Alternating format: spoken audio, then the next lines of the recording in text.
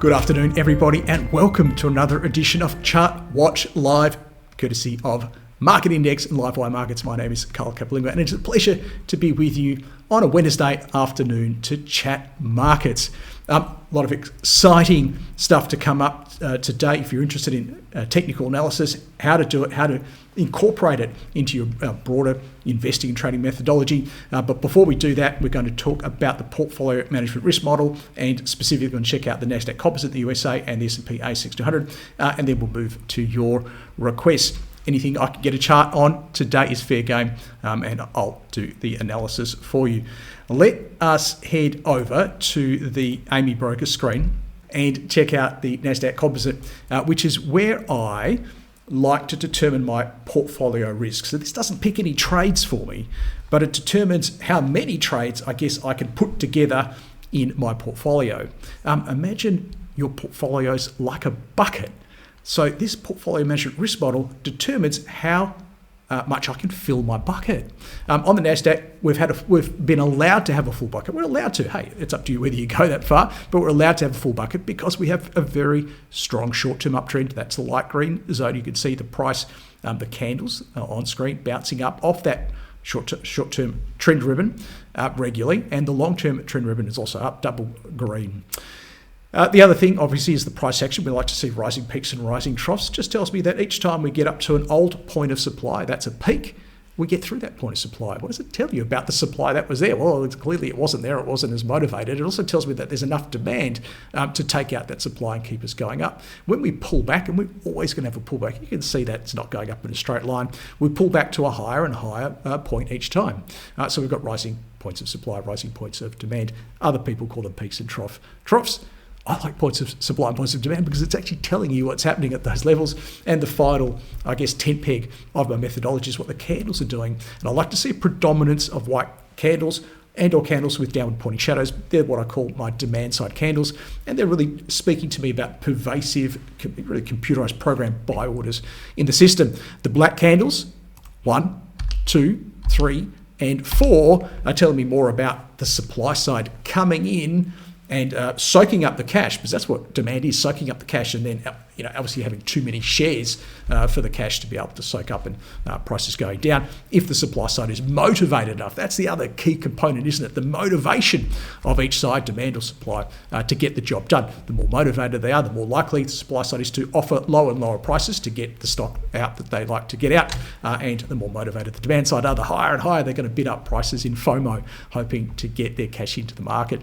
Now we've got a peak here or a point of supply at 24,020. We've actually got another one formed by last night's candle at 2, and it's not on screen. I'll just read it off for you. It's up here if you care to look, at 23,977. Always round up for points of supply. So we've actually got a lower points of supply there, and we actually took out this little trough in there, or point of demand. We don't know where the next point of demand is going to form. We just know that when it does, and I can't go any further to the right on this chart, it'll be lower than that one. So we can actually say we've got lower peaks and lower troughs. Am I really stressed out about that? No, I'm not, because the whole move of this lower peak and lower trough phase is so insignificant compared to the broader move. But it certainly does, what's the right phrase? Alert. I'm alert, not alarmed. These aren't great candles, and we've said that over the last 3 days. But it did appear with these sort of rising lows that the demand side was still very strong. That we had a bit of slippage last night. The demand side really didn't want to get in the way. That's why we had a gap. And when they did try and get in the way, the supply side had plenty of supply to give them. When I say plenty, they had plenty of motivation. They didn't have plenty of supply, because if we look at volume, we had really just average volume. So an average amount of supply was trying to get out, and it hit an average amount of demand, but supply was more motivated. Demand just really got out of the way. Not ideal, but not the end of the world. It's not enough for me to change my how much I can fill up my bucket here. Hey, Carl, what do I care about what the Nasdaq's doing? Hey, maybe you don't. I do, because there are some fantastic opportunities in the US trade for people that care to look, and maybe that might help them with their US portfolio. What it certainly does for us over here in Australia, it gives us, I think, a little bit of an insight into some of the influences that do wash through here. So let's look at that Nasdaq as that sort of big international risk on gauge. It has the biggest, highest tech. It's got all the themes that the world wants to play at any time, and it has been that case since 1999. So if something bad happens there, we want to know about it, because it'll help us understand if something bad is likely to happen here on the old tin pot, ladies and gentlemen. You might have heard me use that in my writings at Market Index. Old tin pot. Why is it old tin pot? It's something I've always said about the old Aussie market, because there are a few banks, a few resources, Telstra, Wesfarmers, and CSL. We're not exactly what the world wants when the world's looking to apply hot money, but we do get some money when the world goes a bit defensive, because we do have some really stable companies. That's good. And particularly, I guess, where the world is looking for resources companies, we're certainly market or global leaders there. Putting that aside, how much are we filling our bucket? Well, was it that day or that day? I can't remember. You'd have to go check the market wrap. One of those 2 days, I said, well, we're going to pull back from a full bucket to a two-thirds full bucket. And that water that's come out is risk. Really, we're filling our portfolios with risk, aren't we? That's what trading positions or investing positions are. So I was therefore forced, well, that's my portfolio manager. Well, forced is a very strong word, but you won't get there overnight. So what I would do is start to really scrutinise trends that aren't doing the right thing, and where I might have been giving them a little room, I'll be very, very strict on those ones. I might then also, even on the ones that are doing well, a black candle, a supply side candle that ordinarily, if the market was going gangbusters, I might let go. I probably won't let go this time. Look, the goal is to get from the full bucket to the two-thirds full bucket as soon as practically possible. Okay, it's not going to happen overnight, but that is our goal. Last night I sent you a message, and there were hundreds of responses, which is wonderful, about where what we should do for the next rung of the bucket. But I want to come over here to the market index site, and we'll go scroll down the bottom, because that's where I'll do market wrap. So we'll go in here, because I actually haven't checked this morning, so I'm curious. This is the wrap I write for you each evening, and there's the technical analysis on the ASX 200, and you can see there we're at two-thirds risk position. So how'd we go on the poll? Oh, I need to vote. Look, I think I'm here 87.31. And that's the result. So not most people, but the greatest number of people agreed with me that 87.31 is probably the level we'll go to the next rung down, which is a half full bucket. 22% said, don't wait. It's the old tin pot, remember. Just cut your risk right now. It's a bit pessimistic. A few people wanted to go a little bit more aggressive, and we'll see in a second, 88.09. And then a few people were very optimistic, saying that, no, the golden Le Creuset, which is what I call the ASX 200 when it's doing well, will rise from the ashes. Very funny. 303 participants. Hey, if you haven't voted yet, you still can. I want to head back, obviously, here, because some of that will make sense now. And really what we're saying is, well, is it the close below 88.09 that will take us to the next level in the bucket? And that would be today, if today's candle holds true or closes as it is. So that's a live candle, that last one. That's yesterday's candle. That one's live. We can't make any decisive moves on it until we get it closed. So we'll see how we go there. And then there's the 87.31. That's where I'm thinking we'll go to 0.5 if we get a close beneath it. But hey, this is my model. I'll tell you what I'm doing with it. Ultimately, if you're applying my model, apply it in the way that you feel the most comfortable, I think is the message. Okay, now we know how full my bucket can be. The question then becomes, well, if I am looking for risk, if I'm allowed to go to two-thirds and my bucket's only half full and I'm looking for risk, what are the best risk-on opportunities? What are the best stocks out there to take risk on? So that's where you're going to help me by providing your requests for the day. I've got a few offline requests. We'll do them very quickly, don't worry, and then we'll get to yours. The first one is from Kevin, that was the G&G, wasn't it? And I think this looks very solid, Kevin. It's got a few things that it still needs to do based upon my model, but otherwise it's starting to look far better than it was just a few days ago. Okay, so let's do the checkbox system, and that's really all it is. It's not that complicated. Check enough boxes. I would also like to perhaps even do a score out of 10, and we can work on that today. Check enough boxes, get a high score compared to all the other ones you look at, and your risk will then become apparent. Okay. Let's start with trend ribbons, and we have a neutral trend ribbon through there. You can see that's neutral. Let me make that something you can actually see. So we've got a neutral trend ribbon. And we'll talk about that form where you can get my trend ribbons and you can do exactly my analysis on TradingView. We have a long-term uptrend. Why, Carl? Why are those things? Why are those ribbons doing what they're doing? They just are. Don't overthink it, okay? They're pretty good at doing what they do. Just let them do their thing, okay? So when the trend ribbon is green, don't overthink it. It's a short-term uptrend. The shorter-term traders in the market, we have demand-side control. They're looking to buy the dips, aren't they? And we can see here that the trend ribbon, as if to prove that, tends to support, when there are pullbacks towards the ribbon tends to support the price until it doesn't. And then we get some warning signals. We become alert, not alarmed, but we become alert that we might need to do something. Same with the long-term uptrend ribbon. When the price gets back to long-term, so it slips the short-term, well, then the long-term uptrend ribbon is a bit more of a backup because that's where the longer-term positional type fund managers are looking to do their buy the dip activity, and we can see that it works pretty well here. Does it work perfect all the time? If you've got your trend ribbons work better than mine, let me know because I'll use your trend ribbons. Okay, I don't care as long as they work. But these ones seem to do a pretty good job. So don't overthink it. We want to see double green. We don't have that right now, but we can look at some other stuff to help us determine if this is worthy to plus R. Add some risk. Because really, all we need to decide at the end of this analysis is one of three things. If I have it, for example, am I going to maintain my risk? Equals R. If I have it and I'm looking to add risk in my bucket, maybe I want to add risk to this one. I love adding more risk to stocks that are doing the right thing. Or if I have it and it's not looking as it should in terms of a picture of demand side control, maybe the supply side's coming in, maybe I'm going to minus out. Really, that's as simple as it gets. So with this one, short-term neutral, long-term up, okay, not bad, but let's check the price action. What have we got here? So price action is just my peaks and troughs, and the way I draw these off is to look for lower highs, lower lows. Tells me I've got a short-term downtrend in the price action, and then higher highs, higher lows. I'm heading back the other side. I'm just linking those up. It's pretty simple, and I'm not sure I actually have got some really tricky ones here, so I'm probably going to have to go there, and these are super tricky. Then I'm going there. I can do them quick because I know what I'm doing.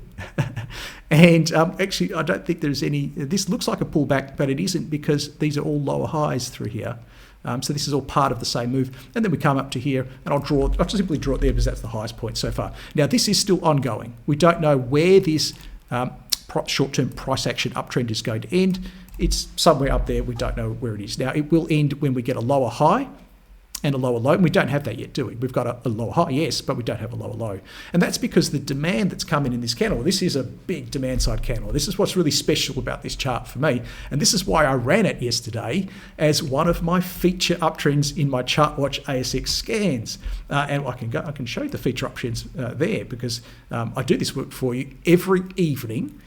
There's no AI involved. It's all natural intelligence, my intelligence, scanning literally the whole market and then shortlisting again to come up. And that's what ends up in store 2, the watch list of store 2 are my feature longs, and then in store 3 the feature shorts. And you can't see the bottom because I'm on top of them, but I can assure you there were almost twice as many shorts to longs in the market, and that's been the way for a little while now. So that, watch those ASX scans, uptrends and downtrends lists, and watch the ratio. I'll often talk in that article about the ratio of uptrends to downtrends, and there is a direct correlation, ladies and gentlemen, between the overall index and the number of uptrends it's generating, obviously, and the number of downtrends it's generating. You can almost just fill your bucket based upon that ratio.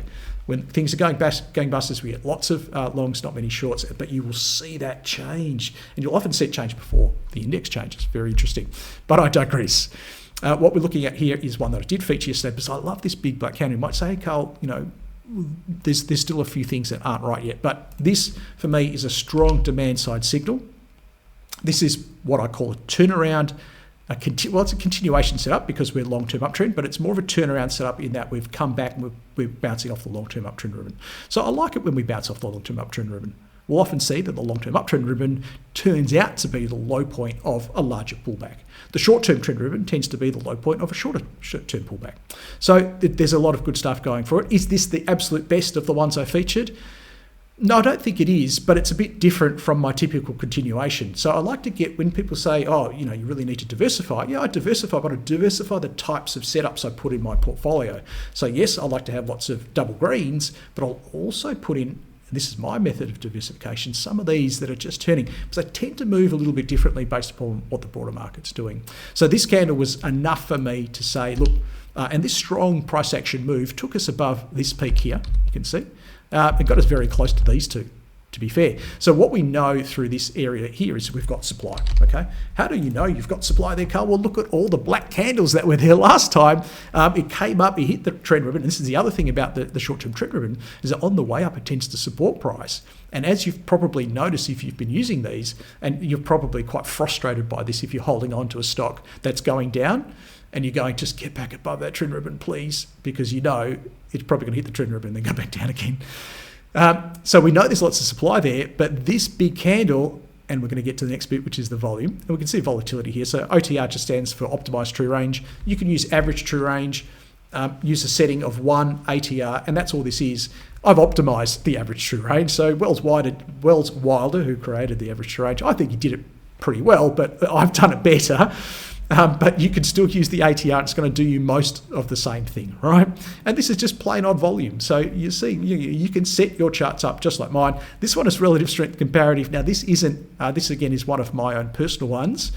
I do feel this is the best one out there because I've seen all the other ones. And what's neat about this is it standardizes it, so it moves around the zero, and you can really see when something's beating or missing the broader market. So this is comparing against the ASX 200, the RSC 63 over the last 3 months. And really, ideally, we're looking for stocks that are where this line is above zero and it's rising because that's when it's outperforming the market. We can see when it starts to fall, it's usually a signal that something not so great is happening. The fund managers who have been accumulating and buying and buying and buying are now starting to look elsewhere. Okay, it's maybe getting a bit hot, a bit overheated. They're taking some profits and moving elsewhere. And of course, when we start to get beneath zero, it's pretty safe that, look, I have to be careful what I say.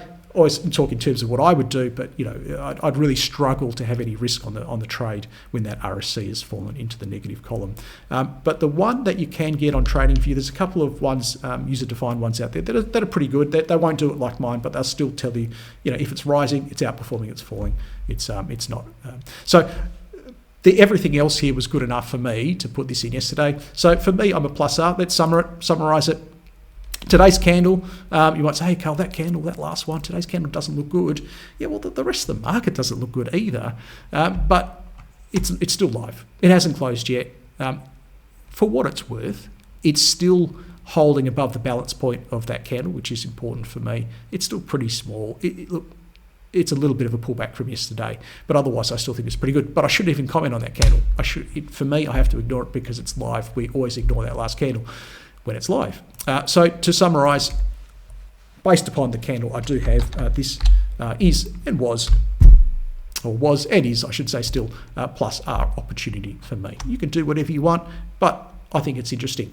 I think the next question comes, well, where would you put a stop loss? And we've discussed this in one of the previous videos, and it's worth looking at some of those previous videos because we talk about different things depending on the case study. But I have mentioned, look, I actually don't use a stop loss, and a few people were quite horrified by that. But it's not that I don't have a very strict and consistent way of getting out. I certainly do. It's just that I don't feel the need to put my stop loss in the system where it might get knocked out by somebody who's a little unscrupulous, maybe, that can see them. But it's just that I will get out when I feel that zones that should be demand, where I feel there should be excess demand. If I don't, oh, there's an update. Did you see that? Okay, so my data provider updates at the end of each hour, 20 minutes past the end of each hour. So check your clock, we're 20 minutes in, and we got a new update. Again, I still can't let that sway me because the market is still open. We can see, we could see the price just go up and up and up and up and form one of those downward pointing shadows, which would be fantastic. So I can't act just yet. But what was I saying? Areas where, for me, it's still a plus R. I wouldn't like to see it close beneath that huge demand side candle. I have this overarching philosophy of, well, if there was a reason why you got in, if that reason isn't there anymore, then why are you still in? And if that demand side candle was pivotal, was critical in me deciding that this was a plus R opportunity, then if we were to close beneath that candle, I would look very poorly on that. Now, I'd need to see the candle when I get there, but I'm just giving you an insight into how I'm operating. I've got a few arrows on the screen. I might just take a couple off so we know what the short-term trend is, get rid of those. And then the other areas I'll be looking at are previous points of demand. And they're quite obvious, because if they were a point of demand in the past, they really should behave that way in the future. That's where people, where investors turn the tide on the supply side. And if we get beneath those levels, then where is that demand that turned the tide? I would argue it's no longer there, and that would be concerning. Well, the supply is certainly more than enough to give it to them. We don't need to do any more work than that right now. Another way, in practical terms of getting in, if you saw, for example, in ChartWatch ASX scans, this here, there's no harm in just waiting in the next morning if you do decide there's one you really like, to just see a little bit of positive momentum. It doesn't have to open up or keep going. Wherever it opens, you just want to see it just moving a little bit higher on the day. And this one actually hasn't done that. So, you might even abstain until you see some of that positive momentum on the day. So that one is yours there, Kevin. We'll just do one per person, because obviously lots of other people want to get their questions answered. And we're going to head to the next offline request, which is Dave. And I know lots of people have requests, and we'll get to many today. Don't worry. It's just a matter of doing a bit of foundational work at the start.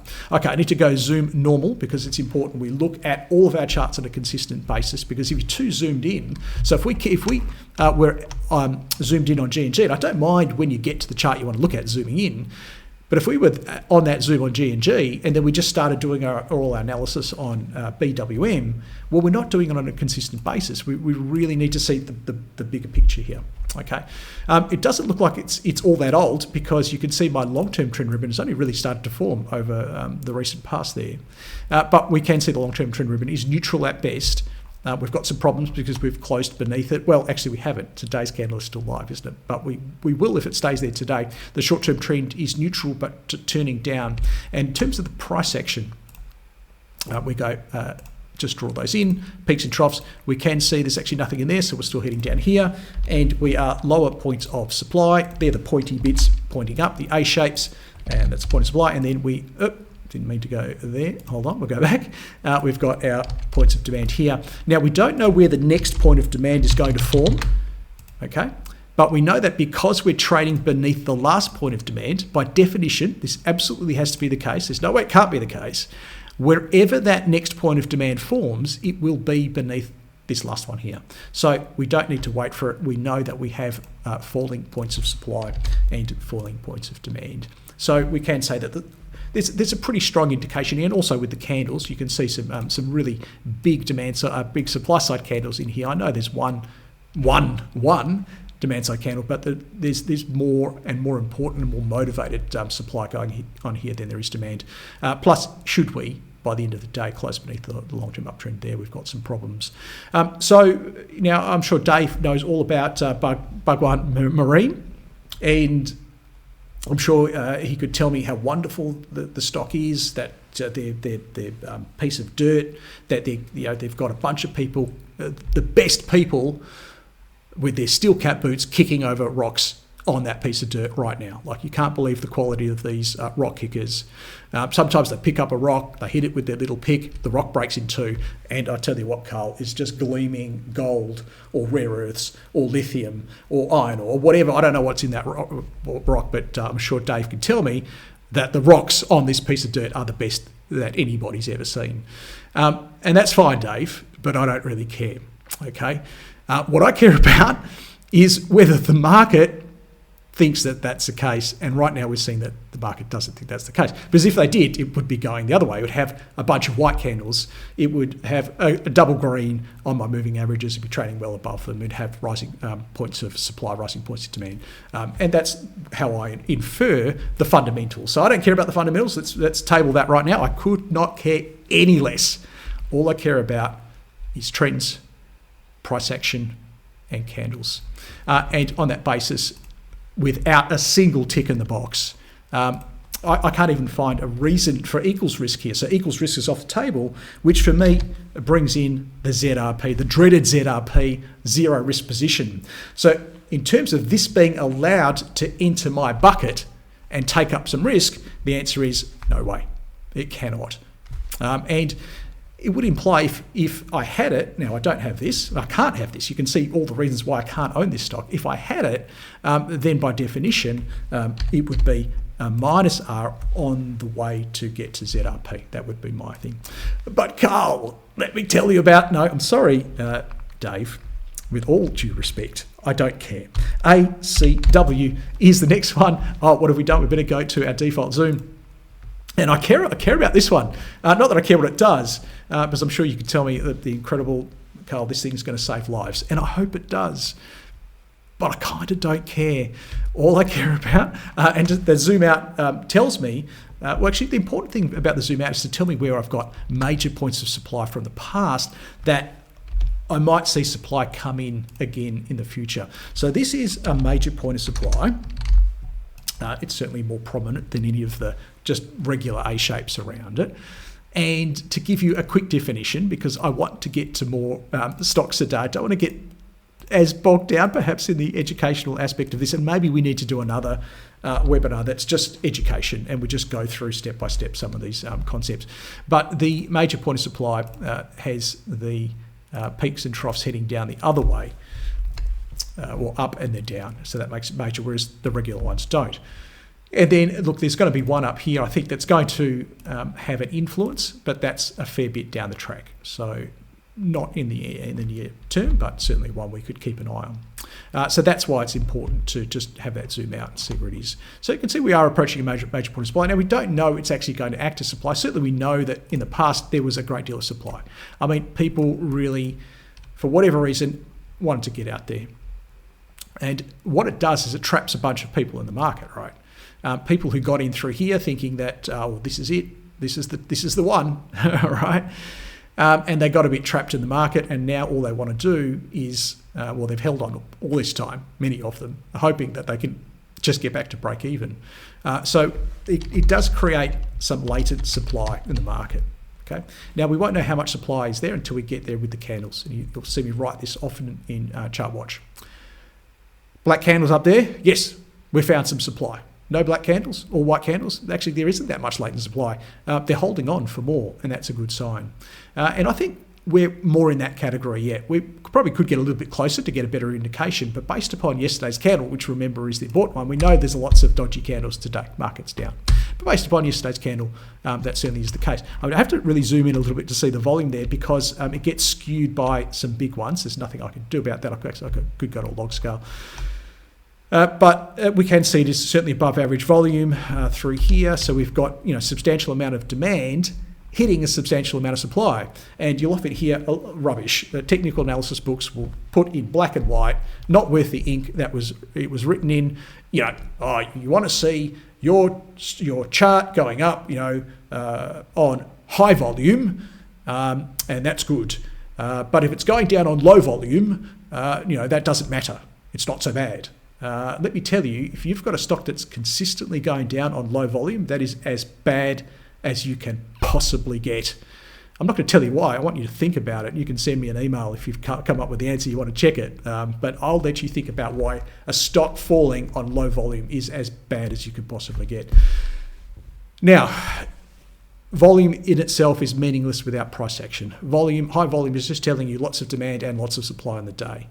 The price action tells you who won the battle, right, and what their motivation was. So we saw a lot of demand hit a lot of supply. Why was there a lot of supply in the market around that level? Well, because there was a lot of supply there before, exactly what I've told you. I won't ditto, right? I already told you why there's possibly a lot of supply here. The good news is there was a lot of demand to take them out. And we can see from the candle, the demand was very motivated.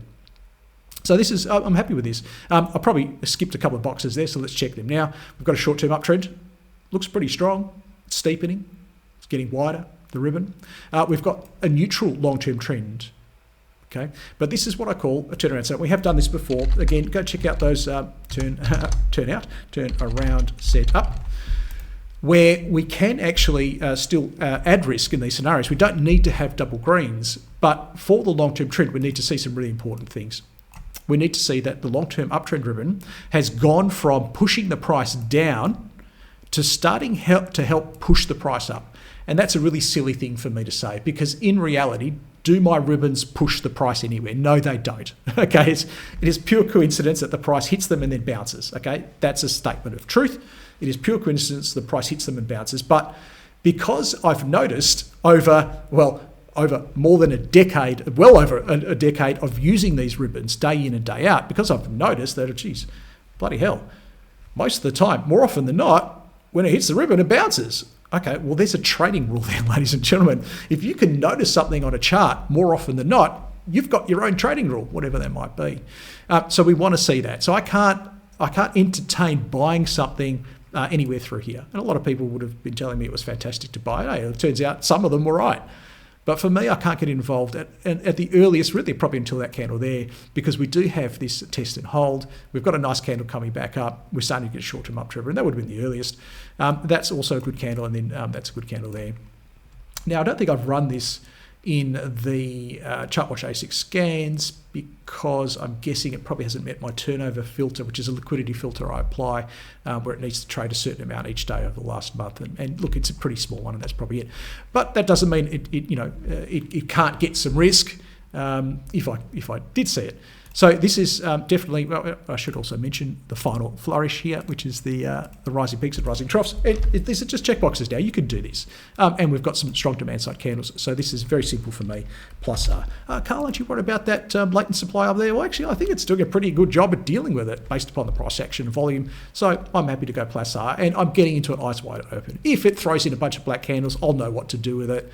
And if it doesn't, I'm happy I added some risk to it, right? And whatever will happen, ladies and gentlemen. That's it. I've done my work, and the rest is up to the market. Now, it's not. I can't say I don't care about the outcome. Of course, I care about the outcome. If I make money, I'm happier than if I don't. But at the end of the day, I don't obsess about the outcome. Okay, I just let my system do the work, and I know that more often than not, I'll get it right. Okay, they're the offline requests. I know they might not have been your request, but I hope they were instructional at least. And gave you a little bit of insight to what we can, how we can use the model. Now, we'll get to your online requests, and I know that Digby was very, very quick on the draw there. He got in with NEU, so let's head over to Digby's NEU, which is Neuren Pharmaceuticals. Oh, look, and it's a natural response when I see something that was doing so well, hitting that short-term uptrend, hitting that short-term uptrend, hitting that short-term uptrend and rising. But that's why we have the ribbon. The ribbon is there to help us decide when, regardless of what we think, maybe we're in a minus R situation. In many ways, the ribbons are there to keep us safe, to keep us sane, and to help prevent us from hurting ourselves or doing something really silly, like hanging on all the way down. And I always go to here when I talk about hanging on all the way down, right? Or I can go to here. Or I can go to, what was the other one the other day that cracked GEM? These are all in my downtrends scan list. And I can go to the classic one there. Okay, so what we don't want to do is be in a situation where we hold Neuren all the way down. I mean, those are portfolio killers. They're the ones, it's not just from what it does to you, the damage it does to your capital, it's the damage it does up here as well. Is it fair to say? And you get so obsessed with these things that you get these blinkers on and you can't see the other opportunities that are just going past you every day with double greens. That's, I feel, the importance of having a methodology. Okay, so we've got some problems here, don't we? And we can see that we actually had a little bit of a problem a little earlier on. And this bleeding, great big upward pointing shadow is telling us that there is a whole heap of XS supply up here, just waiting, lurking in the market. Because on that day, and this is it's such a big candle as well, and it's so important. So we go into here. I went one too many. Let's go back one. And on that day, everything looks fantastic. Like it could not look any better. Maybe there's some news on that day, and we can see the volume, see the volatility straight away. Like And again, don't use, people use average range very differently. The original Wells Wilder application is so different from mine. Mine is so simple, isn't it? I just want to see if something interesting happened, and then I pair that, something interesting happened today, back with the price action. Something interesting happened because I can see the volume was way above average, way off the scale there. So was the volume, okay? We can see that on a relative strength basis, this one actually had started to underperform a little bit before this. That's a bit of a red flag. But back to the price action. A substantial amount of demand came in, and it was met by a substantial amount of supply. Who was more motivated? Okay, that's volume. Whoop-de-doo. Who was more motivated? And we can see here by that upward pointing shadow, because the only way you can get that shadow, don't forget that at one point during the day, this candle was a big white candle. I know it's red at the moment. Don't worry, it's going to change. Here we go, it's going to change now. So at one point during the day, the candle looked like that because it was heading up. But how do you get from that candle? Well, a little bit of supply comes in and you start to develop this little shadow here, and a bit more supply comes in, and the demand's now not able to sustain price because in the face of that supply. And demand's trying hard because you can see from the volume there's lots of demand, but they're just getting pushed back. And push back, the supply is too strong, it's too motivated. And we end up with that candle there. So that's the first red flag for me. Oh, is that where we'd start to take some risk off the table? If that candle is big enough, and how can I tell if it's big enough? Well, it's the highest volatility. That's an important candle. If you said on that day, oh, Carl, mate, I didn't like the look of that, I'm going to minus R. And minus R just means taking some risk off the table. It doesn't mean selling all of your Neuren shares. Why wouldn't you sell all of your Neuren shares on that day? And you could do whatever you want. Why wouldn't I sell all of my Neuren shares on that day? Hey, because of everything else is still looking good. But it just look order of magnitude. Hey, if I had 1,000 shares, sell 100 shares, sell 200 shares. It's minus R. That's what minus R means. But we've still got plenty of skin in the game because of all the other stuff. Okay, well, that's not so bad. Actually, well, I can still see some supplies coming in, but at least we're trying to get back up into where that supply exists. The demand is trying to interact. Notice not a lot of demand came in that day, though, did it? And there's still a little bit of upper shadow. Oh, I don't like that. And now we're going down on not much supply. Oh, that's okay. There's not, well, there is not much supply, but there's also not much demand, by the way. And this is where, this is giving you a bit of a hint as to what I said before. I'm not going to tell you the answer, you need to think about it. And sometimes the people who write those technical analysis books just never thought about it hard enough.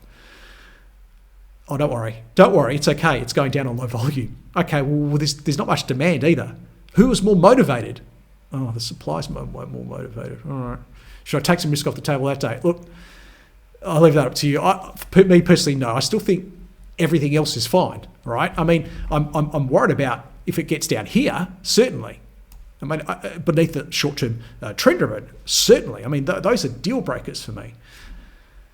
But I have to try and let my profits run.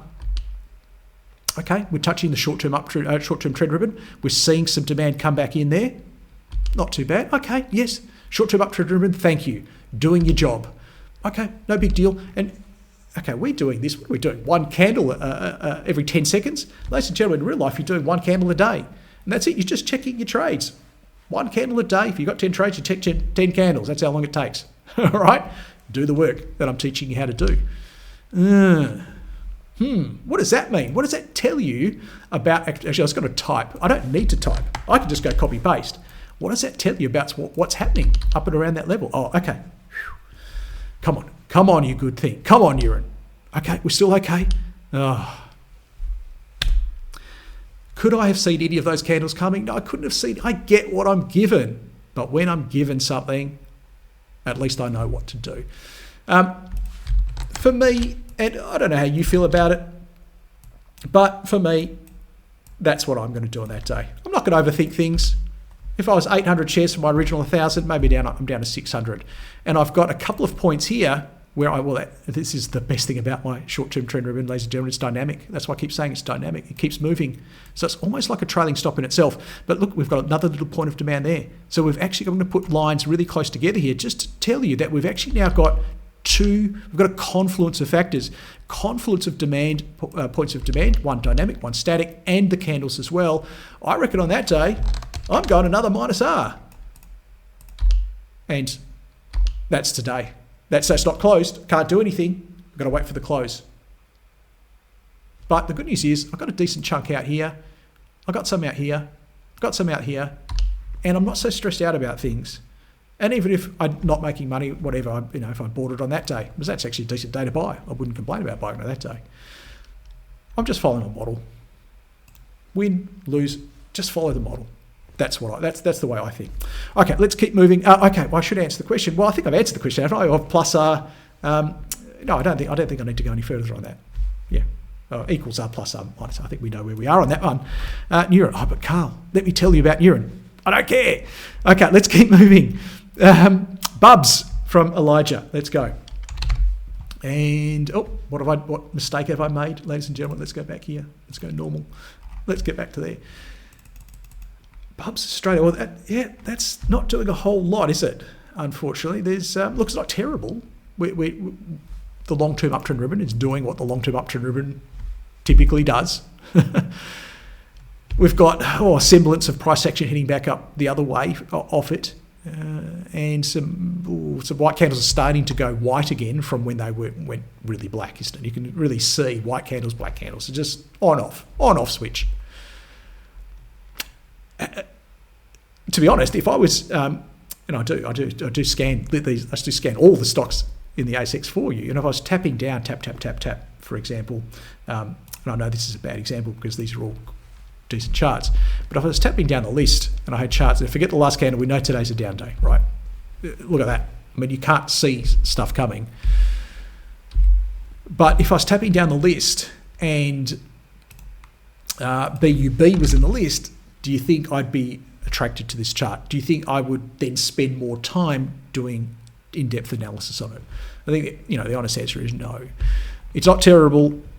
I could, if I really squinted, I guess equals R, but I would question that on the basis of, well, maybe there's some other charts out there that are showing stronger demand side control and therefore deserve our risk more urgently than this one. What would get this to the point where it could deserve risk? Not a whole lot. I mean, look, sort of coming in back here, nice big white candle, a big push to tell me that the supply, they're so clearly in the system here and here, is starting to be removed. Price action, volume, volatility, usual sort of stuff. So not the worst. Oh, look, if I could go equals R, not that I would have it at this stage anyway, but it's not a plus R yet. And not a minus R either yet. Where would it become a minus R? That's the other question. Okay, well, what about, certainly close beneath there, and, in this idea of, well, we don't have to be all out at once, progressively getting out as the market tells us that something's not right here, or it's getting worse. Those are key levels I'd be looking at. So, look, I know some people would love me to go, hey, Elijah, this is the best chart I've ever seen. Mate, you have to get on board. But I've got a model that is so clear cut, it wouldn't make any sense for me to say something like that, because everybody else would call me out and say, hey, Carl, that's nothing like what your model suggests is a picture of demand side control, and neither is this one. So this one is for Tony, and we probably won't get that many today, but at some stage today I want to talk about short selling. Okay, maybe we'll just quickly do that after this. I'm going to do this one super quick. I think you'll agree we don't need to spend a lot of time just waffling on about stuff which we know is not going to get the tick of approval based upon my model. So we've got some issues here. Could I be equals R on this? I don't think there's any great urgent need to be having this in my bucket. Like, it's taking up room in my bucket. So I don't think I'm even an equals R. It's clearly not the worst chart we've seen, but it's far from the best. And the most I could do for you is give you some ideas that, well, this candle here is a bit of a dead giveaway, let's face it, because what's the price? And look, that's upper shadow there occurring. I don't think you want me to beat you over the head if you own this with all the places where the market just screamed at you, just grabbed you by the shoulders, shook you and said, hey, this is what I'm doing. Do you care? And you just ignored the market. But these are all fantastic signals here of that the supply side is gaining control of the price. So the final, and close beneath the trend ribbon there as well. This is a a point here where, if it closed beneath, so if I go close below, that's another minus R point for me. But for me, the official, and it's worth just officially saying this, I'm a ZRP on that one. I did promise I would go, and I won't spend long, but I do want to talk about, I think it's pertinent now, all right? So we go back into, go zoom normal, but these ones here, which I feel I knew that would be. I knew that'd be up, right? The one I put in the down list, all right. But these are the ones which I feel, like Judo and some of the others we've seen, are showing supply side control. Now make of that what you will. These are the ones where I'd be ZRP to start off with, but clearly I'd also be comfortable minus R. Okay, continuing to minus R. Des. Aristocrat leisure, and we can see here the opposite of what I said before about the turnaround setup. So now we have a turnaround setup, but this is potentially, in brackets, for a short, right? Because that long-term trend ribbon is now behaving, in fact the short-term trend ribbon, you can see how well that works, is behaving as that zone of dynamic supply. We're not in buy the dip anymore, we're in sell the rally. And we've got now a little close beneath here as well. So I see problems there. Okay, whether that's going to fall faster, that one's up. I can't believe it. It's just so typical on a down day. Appen, right? Pretty obvious. Car Group, that's pretty controversial, right? Look at that. So when you look at some of these charts, now I put these in every day for you. Every day, there's a list of lots. I shouldn't say that. List of uptrends, list of downtrends. You do whatever you want to do with them. We talked about that one already. Credit Corp, Elders, G8. Yeah, tanked yesterday, but it's been in the list for months. GMG, a new entrant to the list. I know, widely held, right? New entrant to the list. GQG has been in for months and months. And I think in the first edition of these webinars, somebody literally typed, Carl, what about GQG and HMC? They are quality stocks. Quality stocks, when will they rally? I don't know if they're quality stocks. I just know that, well, the market doesn't think they're quality right now.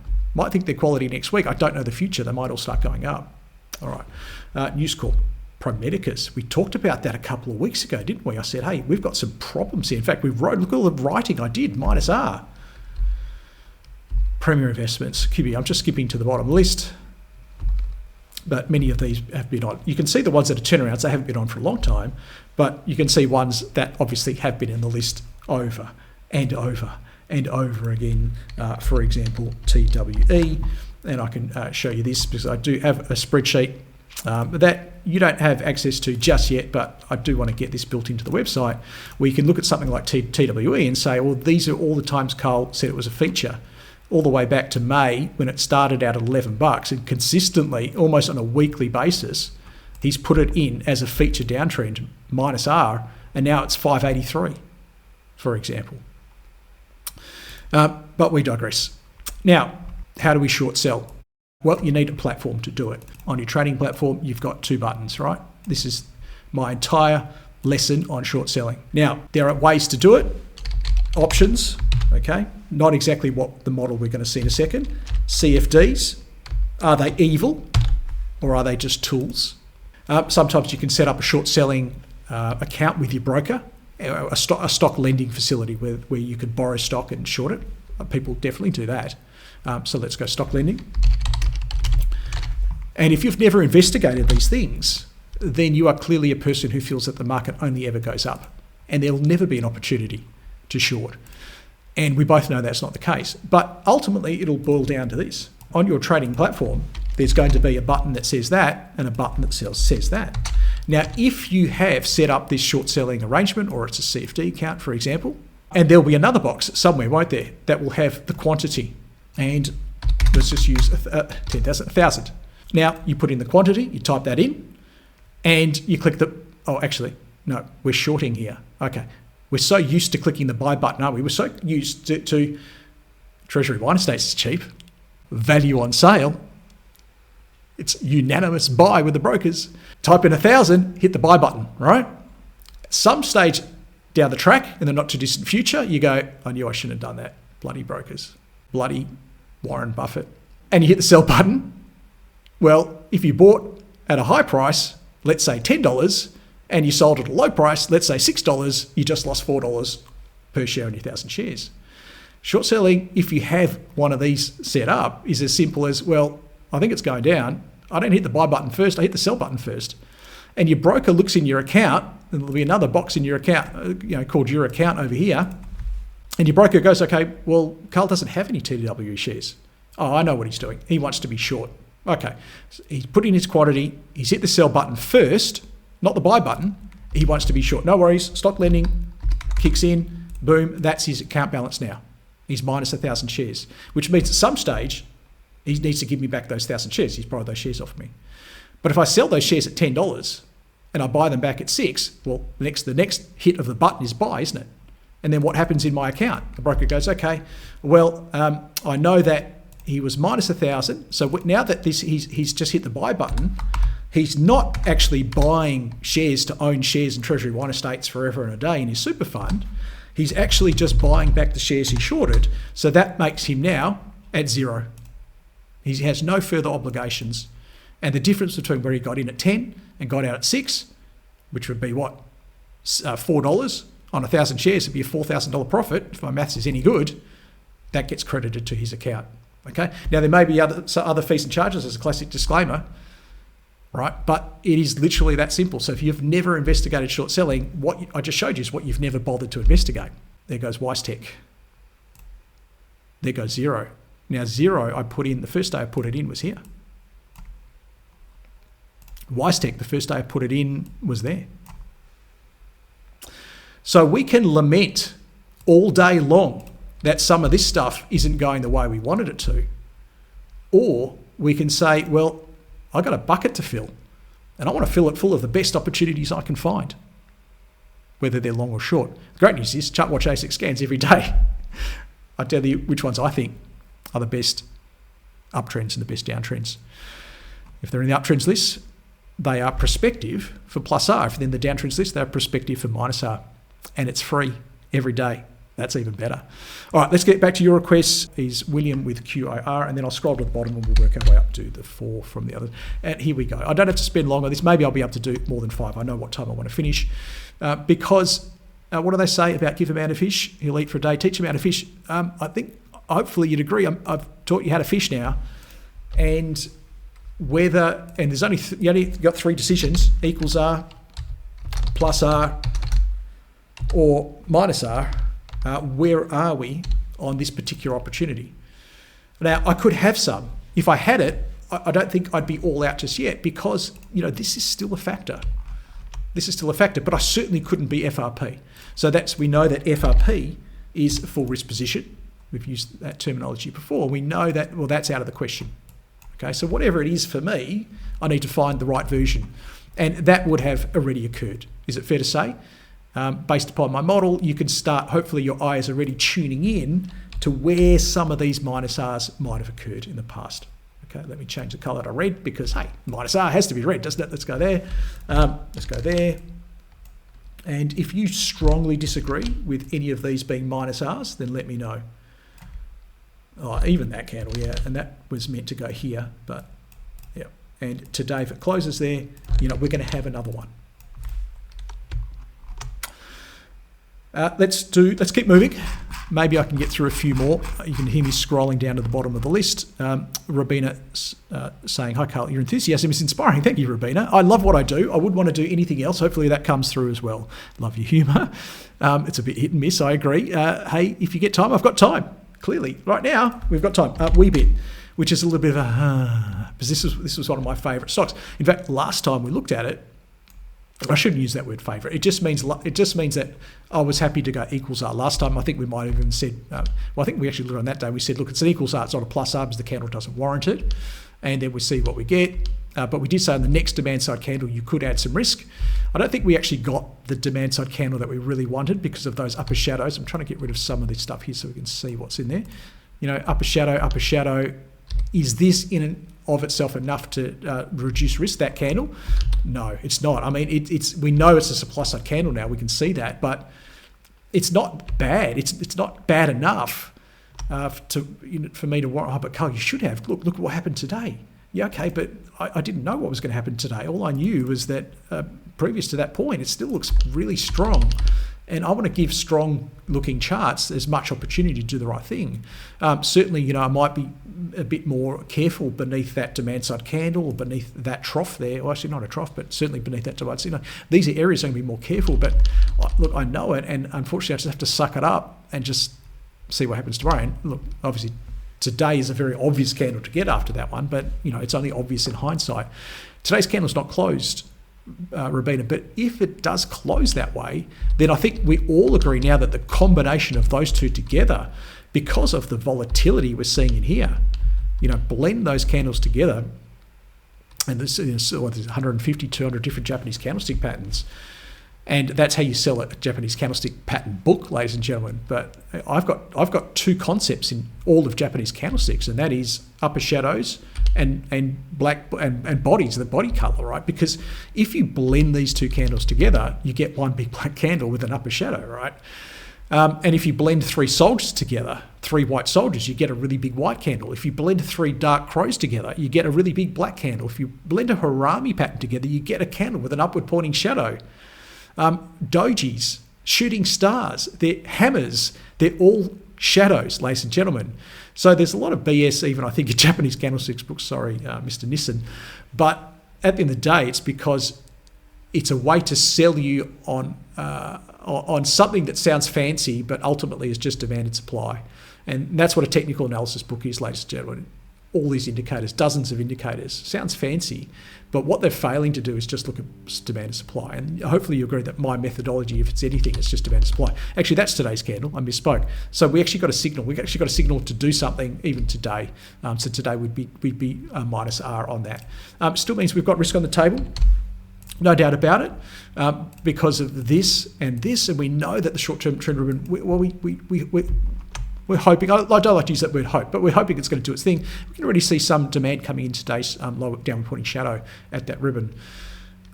For me, the psychology, the mentality is I can't possibly have a full risk position on this because of the supply that's come in, but I certainly would like to have some risk on the table. Some of this is in my bucket. Let's keep moving. We're going to go TLX. Fascinating case study. What a wonderful case study. TLX I can do very quickly. Can I say thoroughly uninteresting? It's not the worst we've seen. It's not in that minus R risk at the moment, although it was on that day. So this is where it became a big minus R on that day. That was a good call.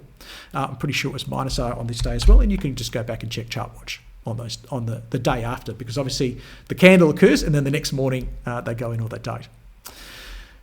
So you can see in the past analysis, we've done this in ChartWatch Live, ZRP, and I'm still ZRP, okay? I won't explain to you why.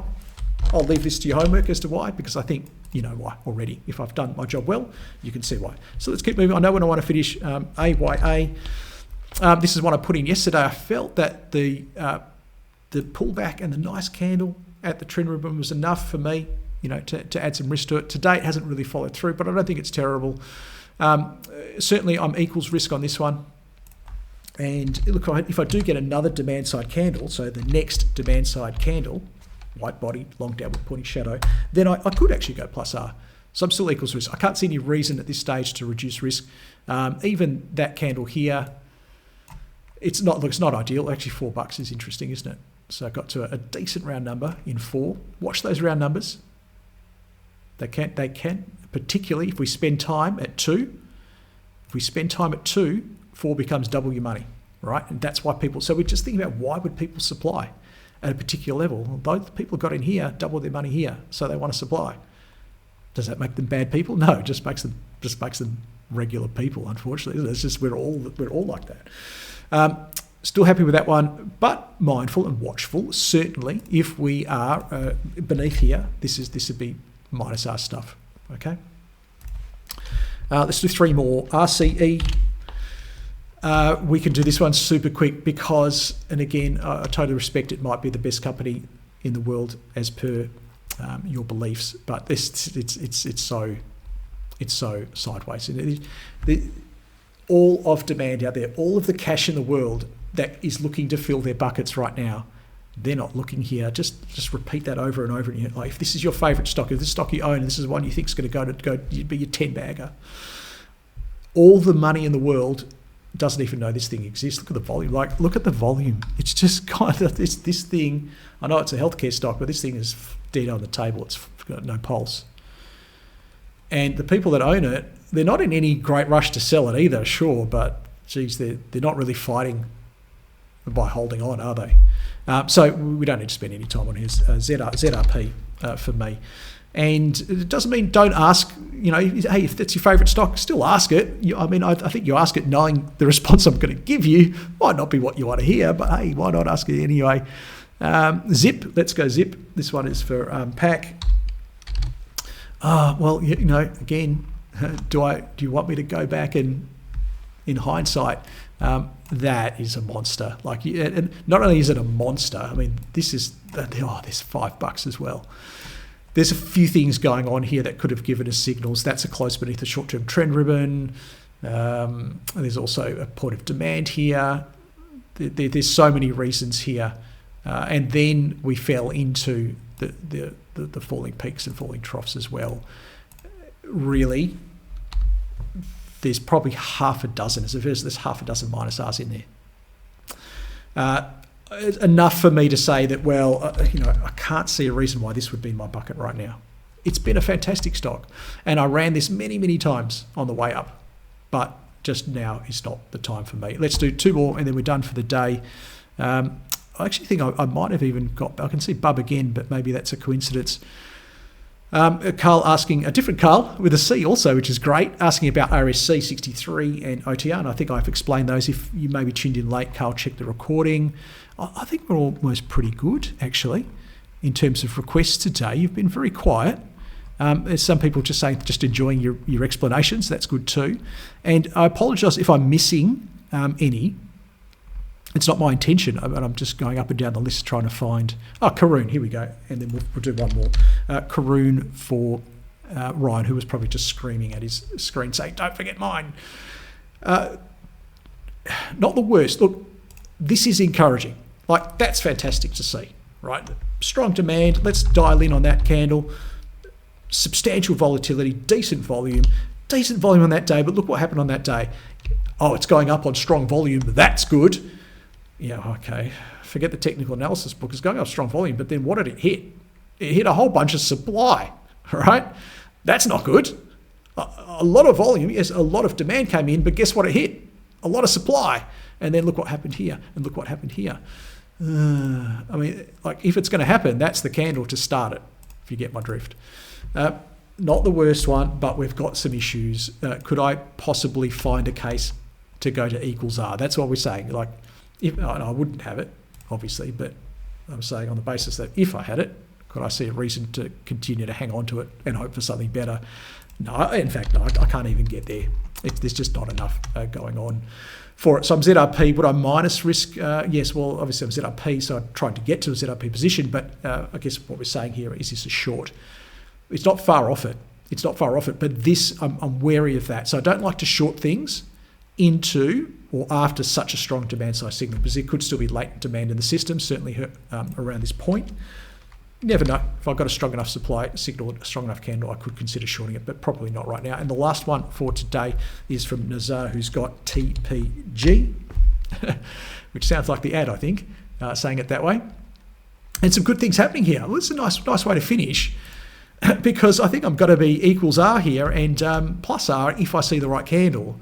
And what this really does is demonstrate the power of relative strength, because we've seen so many horrible charts today. And yes, we know the market's not great. We know we've been reducing risk or making a bucket less full. But some decent stuff going on here. Is it all clean sailing? No, it's not, because we do have some supply coming in, but we'd expect there to be, given what the rest of the market's doing. So it's going down, and yet the relative strength is still going up. Well, that's because it's going down less than the rest of the market. So it's still showing stronger relative strength, or at least neutral relative strength. We do have a major point of supply up here, and that is the biggest issue for me on this one, because that supply is really substantial, and we could expect to see, in and around that area, further supply into the future. So that's what I'm a bit concerned about, but we want to see, and it was really close to dealing with it So white candles in here, a few of them, then I'd be confident that the supply is being dealt with, and then I could add further risk. It's a little bit of a ways away from that, isn't it? But certainly I can see a path to equals risk. That's a good sign for today, isn't it? I'm not going ZRP. Where would I reduce risk on this one? Certainly I don't want to see it. Now, it shouldn't mess around down there, or depending if I saw a really bad candle I didn't like. But look, I'm actually happy to go so far as to say, well, plus R, if I see a really strong demand side candle that starts to tell me that we're dealing with the supply that's so obviously going to be up at that level. I promised that I would talk a little bit more about the trading ribbon sign up form. There you go. So Florence, who's a wonderful do everything girl at LifeWire Market Index, has created this for me to help manage the process. And this is the only way you're going to do it, is go through here. The link I'll put in the description of today's recording for today's session. It's also in last week's if you want to get onto it quicker. Put in your details there. You have to put in a name, because if I see one without a name, I'm not going to add you. Right, I want to know who you are. I think that's fair enough too. And then I give you access to the trend ribbon. It's that simple. I've actioned all the ones that came in as per this morning. I can see a few people filling out the form multiple times. Please don't do that. It's a pain in my ass, okay? Because then I have to delete you off the list if you're a double up or a triple up or a quadruple up. Stop doing it. Just fill it out once and I'll get to it. If I don't get to it straight away, I might get to it tomorrow, but I'll get to it. So everybody's been actioned up to this morning. Go to your Trading View chart. It's an advanced chart, I think it is, or something like that. There's an indicator button. Click on that, and then you'll see invite only. Click on invite only, and you'll see my ribbon magically there. Just add it to your favourites, and you can apply it to your chart. There's no OTR. I know there's no other ones, but hey, you never know. If these keep going well, maybe we can do that as well in the future. But that's the way to get it. If you're watching the recording, hit the subscribe button, of course, to stay notified of all of our future updates. Hit the thumbs up button, really important. We're getting lots of likes, and that makes me feel really good when I go and see that people are liking these presentations as well. It has been an absolute pleasure chatting with you today. I know the circumstances aren't ideal with the market doing what it's doing, but look, at least we've got a path forward. At least we've got a methodology that, if you want to use it, you can use pretty clear cut to help you make more confident decisions in the market. We're back next Wednesday at the same time. All the best for your trading and investing. Until then, bye-bye for now.